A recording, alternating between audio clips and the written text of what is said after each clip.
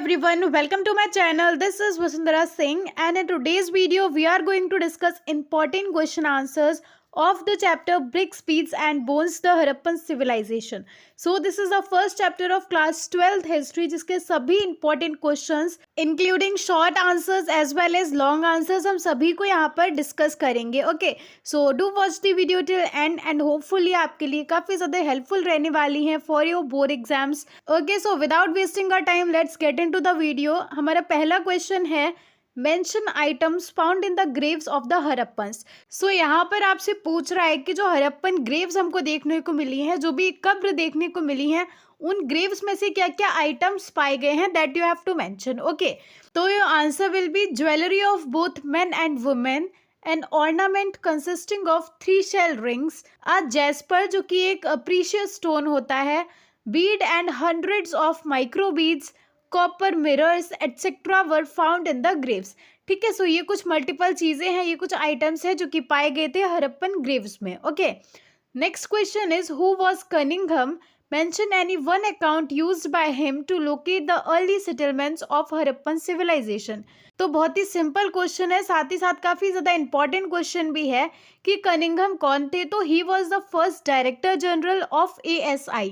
अब ये ASI क्या है, तो that is archaeological survey of India. Okay, and secondly आपको एक अकाउंट बताना है जिसके थ्रू उन्होंने अर्ली सेटलमेंट्स को जो है लोकेट करने की कोशिश करी थी. ठीक है, so he used accounts of Chinese pilgrims who visited India between the 4th and 7th centuries CE to locate early settlements, which is very simple कि उस टाइम पीरियड पर जो भी चाइनीज पिलग्रिम्स आए थे इंडिया में, उन्होंने जो अकाउंट्स प्रिपेयर कर, उन्होंने जो डाटा प्रिपेयर करी इंडिया को लेकर, उसी का यूज़ किया कनिंघम ने, जिसकी हेल्प से उन्होंने अर्ली सेटलमेंट्स को लोकेट किया. Okay, next question is discuss the main characteristics of the planned urban centres of the Harappan civilisation. तो जो भी हरप्पन सिविलाइजेशन में अर्बन सेंटर्स बने हुए हैं, इतने ज़्यादा प्लानिंग और प्लॉटिंग के साथ में बनाए गए हैं, उनकी कुछ कैरेक्टरिस्टिक्स आपको यहाँ पर एक्सप्लेन करनी है. ओके, तो let us see the answer. The urban planning was of high quality in the Harappan civilization. All towns were developed under a plan. So as we know, Harappan civilization के जो भी towns थे, जो भी cities थी, वो काफ़ी ज़्यादा planning और plotting के साथ में बनाई गई थी, काफ़ी ज़्यादा organized way में बनाई गई थी. ठीक है, The streets and roads of the town were quite wide. All the roads intersected at right angles. तो एक पर्टिकुलर पैटर्न होता था चीज़ों का, जैसे कि जो भी रोड्स और स्ट्रीट्स थे वो काफ़ी ज़्यादा वाइड थे, चौड़े थे, एंड साथ ही सभी रोड्स राइट एंगल पर इंटरसेक्ट करते थे. Okay, secondly the people lived in the houses made of bricks. The people belonging to the ruling class had their homes on the citadel of the town. The common people lived on the land below the citadel. So as we have studied in the chapter, जो Harappan cities थी, Harappan towns थे, वो 2 parts में divided थे. जो भी settlements थी which were citadel and the lower town, right. तो सिटाडल में वो लोग रहते थे जो कि हायर क्लास के थे, रिच पीपल थे, राइट. जो भी रूलिंग पीपल थे, रूलिंग क्लास था, वो रहता था सिटाडल में, एंड बाकी के जो भी कॉमन पीपल थे विलेजेस के, वो रहते थे लोअर टाउन में. Okay, The houses had a provision of doors and windows. Each house had a courtyard, bathroom, kitchen and a staircase to take the residents on the roof. Many people had big houses. तो यहाँ पर हमको जो है घरों का description दिया गया है कि हर एक घर में जो है डोर्स थे, विंडोज थे, कोर्टयार्ड यानी कि आंगन हुआ करते थे, bathrooms, kitchens and staircases भी होते थे, जिससे वो ऊपर वाली फ्लोर पर जा सकते थे, रूफ्स पर जा सकते थे. ठीक है, Mohenjo-daro had a great bath. The largest building in the town was the citadel. 6 citadels have been found in Harappa. So Mohenjodaro में जो है ग्रेट बाथ था, साथ ही जो सबसे बड़ा बिल्डिंग था टाउन का, दैट वाज सिटाडल, है ना, जहाँ पर रूलिंग क्लास रिच पीपल रहा करते थे. एंड हमको हरप्पा में 6 सिटाडल्स देखने को मिले हैं. ओके, नेक्स्ट पॉइंट में जो है हमने एक्सप्लेन किया है ड्रेनेज सिस्टम को. ठीक है, so do remember drainage system individually ही एक बहुत ही इंपॉर्टेंट टॉपिक है विच यू मस्ट नो. अच्छे से आपको पता होना चाहिए ड्रेनेज पैटर्न क्या, किस तरह से ड्रेनेज सिस्टम को प्लान किया गया, बिकॉज ये एक बहुत ही ज़्यादा इंपॉर्टेंट टॉपिक है. सो ड्रेनेज पैटर्न के बारे में आपको इंडिविजुअली अच्छे से पता होना चाहिए. ठीक है, तो let us see. There was a very good provision of drains for the outlet of waste water. All the drains were made of concrete that were covered with such bricks which could be easily removed to be cleaned. ठीक है. There was a big drain outside the city where the waste water of the whole town was accumulated. So उस time period के जो भी drains थे वो काफ़ी ज़्यादा प्लान्ड और सिस्टमेटिक वे में बनाए गए थे. सारे ही ड्रेन्स जो है, सारी ही नालियाँ पक्की थी एंड साथ ही उनको ऐसी ईंटों के साथ में, ऐसी ब्रिक्स के साथ में कवर किया गया था जिनको की ज़रूरत पड़ने पर हटाया जा सकता था. यानी कि जब भी उन ड्रेन्स को क्लीन करना होता था तो वो ब्रिक्स को हटा देते थे एंड क्लीनिंग हो जाती थी. ठीक है. एंड साथ ही सिटी के बाहर में, टाउन के बाहर में एक बड़ा सा ड्रेन था जिसमें शहर के जो टाउन की जितनी भी नालियां थी, ड्रेन्स थी, वो कनेक्टेड होती थी एंड सारा का सारा वेस्ट उस बड़े से ड्रेन में एक्यूमुलेट हो जाता था, जमा हो जाता था. Okay, so this is how उस टाइम पीरियड पे लोगों ने किस तरह से प्लान करके एक सिस्टमैटिक वे में ड्रेनेज पैटर्न को बनाया था. ओके, सो ये कुछ इंपॉर्टेंट कैरेक्टरिस्टिक्स हैं, ये कुछ यूनिक फीचर्स हैं हड़प्पन सिविलाइजेशन के. ओके, जिससे हमको पता चलता है कि वो जो सिविलाइजेशन थी, वो जो सिटी थी, वो काफी ज्यादा प्लानिंग के साथ में बनाई गई थी. Okay, next question is at which Harappan site traces of canals have been found. So यहाँ पर जो है ये वन वर्ड आंसर नहीं है, यहाँ पर जो है ये मल्टीपल क्वेश्चंस की हम प्रैक्टिस कर रहे हैं एक तरह से. तो because this video is for all type of question, यहाँ पर हम लॉन्ग भी देखेंगे, शॉर्ट भी देखेंगे एंड इवन एमसीक्यूज को भी हमने यहाँ पर इंक्लूड किया. Only the thing is here I have not mention the options because आपको करेक्ट आंसर पता होना चाहिए. बाकी ऑप्शंस कुछ भी हो, does not matter, right. So here you have to answer वो कौन सी हड़प्पन साइट थी जहां पर केनाल के ट्रेसेस पाए गए हैं. So your answer will be at शौतुगाई इन अफगानिस्तान. ठीक है. सो अगर आपको जो है एंटायर चैप्टर को इन शॉर्ट क्विक रिवीजन करना है then you can check out my channel. वहां पर मैंने जो है सभी चैप्टर्स को एक्सप्लेन किया है in a very very short time period, जहां पर मैंने शॉर्ट नोट्स भी प्रिपेयर करे हैं. तो वहां पर आपको जो है जितने भी ये साइट्स हैं, जो भी चीजें पाई गई, एविडेंसेस पाई, सभी चीजें आपको एक चार्ट में मिल जाएंगी which will be helpful for your exam preparation. So do check that as well. मैंने सभी चैप्टर्स को जो है शॉर्ट में एक्सप्लेन किया है for a quick revision, I guess in 20 to 25 minutes. So do check out that as well. तो आपको जो है समझने में ईजी रहेगा. Okay, moving towards the next question. Name few buildings found at the Harappan sites. तो जो भी बिल्डिंग्स वहां पर पाई गई थी दैट यू कैन मेंशन. ठीक है, which is the Great Bath, Lower Town, Greenery, etc. Okay. Next question is how many wells have been found in Mohenjo-daro? तो we all know 700. ठीक है, approximately 700 wells पाई गई थी. So you very well know अगर आपके option में 700 के अलावा कुछ भी आता है तो that is wrong. 700 is the right answer.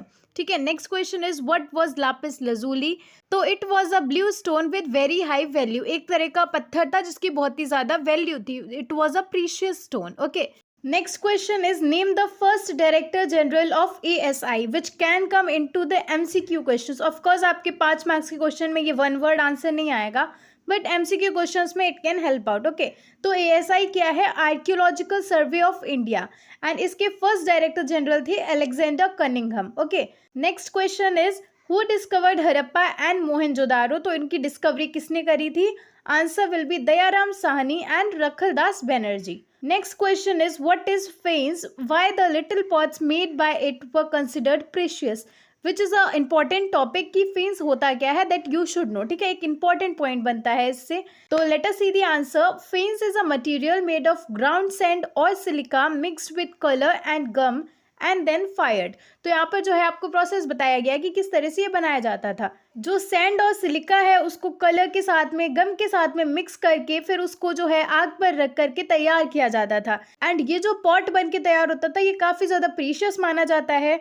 The little pots of faience were probably considered precious because it was very difficult to make them. तो ये precious क्यों थे? Because इनको जो बनाने का प्रोसेस है, इनको तैयार करने का जो प्रोसेस है वो काफ़ी ज़्यादा कॉम्प्लिकेटेड है. काफ़ी सारी कॉम्प्लिकेशंस के बाद में ये बनके तैयार होता है. Okay, and what was the use of fence? That you guys will comment down below. I hope everybody knows what was the use of fence. Okay, do comment down below.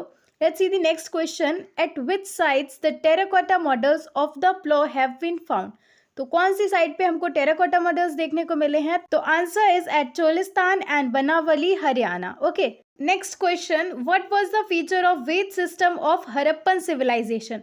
तो weight system यानी कि हम वजन कैसे करते थे उस time period पे, तो that you have to explain. तो answer is a precious system of weights prevailed for regulating the exchange. These weights were generally made of a stone called chert. तो उस टाइम पीरियड पे जो वजन करने के लिए बनाए जाते थे वेट्स, उनको किस पत्थर से बनाया जाता था? तो that was chert. And they were generally cubical with no markings. तो उनका शेप कैसा था? क्यूबिकल था एंड उन पर कोई भी मार्किंग नहीं थी, कुछ भी लिखा हुआ नहीं होता था। अगला क्वेश्चन है हु वॉज जॉन मार्शल। तो जॉन मार्शल कौन थे? He was the director general of ASI, which is Archaeological Survey of India. In 1924, he announced the discovery of new civilization in Indus Valley. So इनका importance इसलिए है because इन्होंने ही discover किया था, इन्होंने ही अनाउंस किया था of the civilisation in Indus valley. ठीक है, कब किया था? तो दैट वाज इन 1924। ओके, अगला क्वेश्चन है mention the 2 sections of the Harappan settlements and give 1 main feature of each. तो 2 सेक्शंस कौन से हैं? I hope everybody knows it, which are citadel and lower town. तो इन दोनों के ही एक एक फीचर्स भी आपको एक्सप्लेन करने हैं। ओके, तो let us see the answer. Harappan settlements were divided in 2 sections. First section of the city was small and was built on higher place. तो जो पहला सेक्शन था वो छोटा था लेकिन हायर प्लेस पे बना था। छोटा क्यों था? बिकॉज वहाँ पर कुछ ही लोग रह रहे थे, सेलेक्टेड पीपल, जो रिच पीपल हैं, जो रूलिंग क्लास के पीपल हैं, वो रह रहे थे। And this region was known as citadel, है ना। The second section was the lower town. The archaeologists designated the first section as the citadel and the other as lower town. तो आप लोअर टाउन का I guess यहाँ पर कोई feature नहीं दे रखा है, we can write it as कि वहाँ पर जो है कॉमन पीपल रहा करते थे। Okay, this can be one feature of that. Okay, अगला क्वेश्चन है mention 2 strategies adopted to identify the social differences among the Harappans. तो हड़प्पन्स के बीच में सोशल डिफरेंसेस हैं, है ना, रिच और पुअर का डिफरेंस है, ये सोसाइटल जो डिफरेंसेस होते हैं वो थे, ये हम कैसे पहचान पाते हैं? क्या स्ट्रेटजीज हमने अपनाई इसको पहचानने के लिए? That you have to answer. Okay, तो answer is study of the structure of burials and things found from these burials. तो पहली चीज़ तो ये है कि जो ब्यूरियल्स थे, जो ग्रेव्स थी, उनको हम स्टडी करते हैं तब हमको पता चलता है सोशल डिफरेंसेस के बारे में। बिकॉज जब हम देखते हैं उन ग्रेव्स में से क्या चीज़ें पाई गई हैं, है ना, वो चीज़ भी जो है इंडिकेट करती हैं रिचनेस को और पुअरनेस को। बिकॉज कुछ ग्रेव्स में काफ़ी ज़्यादा प्रीशियस चीज़ें पाई गई हैं एंड कुछ ग्रेव्स में जो है डेली यूज़ की ही चीज़ें देखने को मिली हैं। तो this indicates the difference. And इसके अलावा artifacts are generally classified into useful and luxurious things. ठीक है, तो उस टाइम पीरियड के जो भी आर्टिफैक्ट्स पाए गए हैं उनको भी क्लासीफाई किया गया है, डिफ्रेंशिएट किया गया है into useful and luxurious things. जैसे कि कुछ चीज़ें होती हैं जो हमारी डेली यूज़ की हैं, वहीं पर कुछ लग्जूरियस चीज़ें भी पाई, जैसे कि अभी हमने पिछले क्वेश्चंस में देखा था जो पॉट ऑफ फेंस है वो एक प्रीशियस थिंग है ना। तो this also indicates the social differences. So this was bunch of few questions for your boards 2025 class 12th history and I hope this was helpful for you guys. So thank you so much for watching. Do like the video, subscribe to my channel and हम मिलेंगे हमारे next video में। तब तक रुक जाना नहीं तो कहीं हार के